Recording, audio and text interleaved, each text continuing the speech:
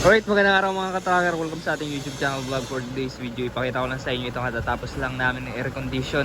Ito po ay Japan Surplus Truck Isuzu Elf NPR. Malapad po ito. Ito po yung wide Elf na tinatawag.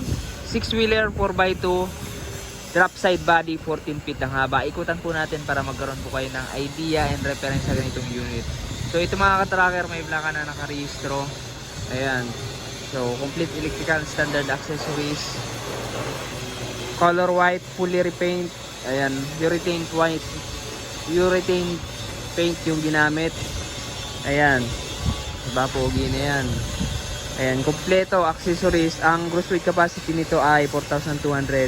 Net capacity naman na 2,103 passenger kasama na driver.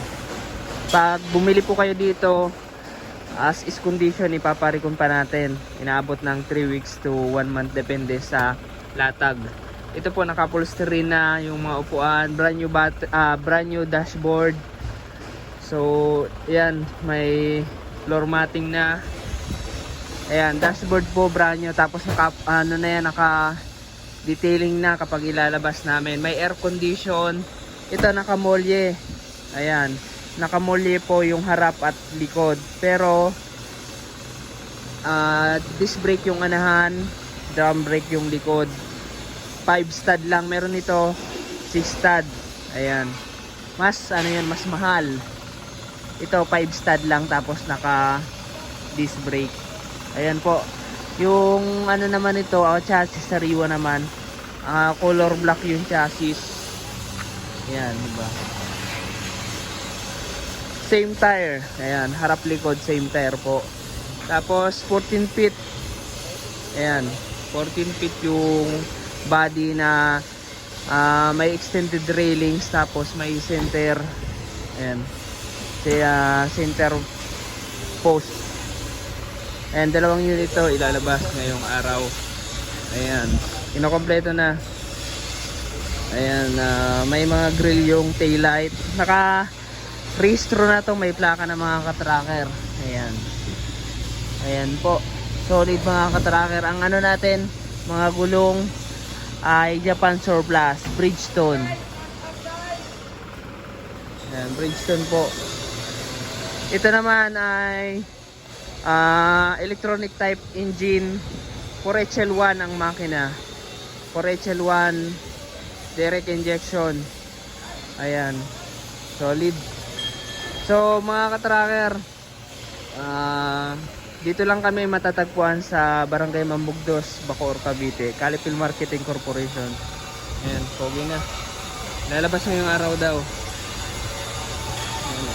Ito yung isang unit.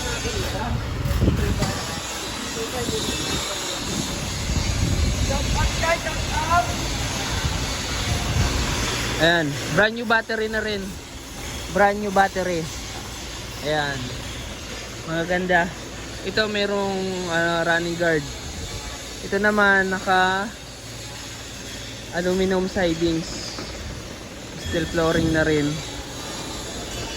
Ito mas maganda to yung body nito kasi aluminum siding siya. Tapos ito yung likod niya. Yan, formado yung likod nito. Ginawa na ng sadya.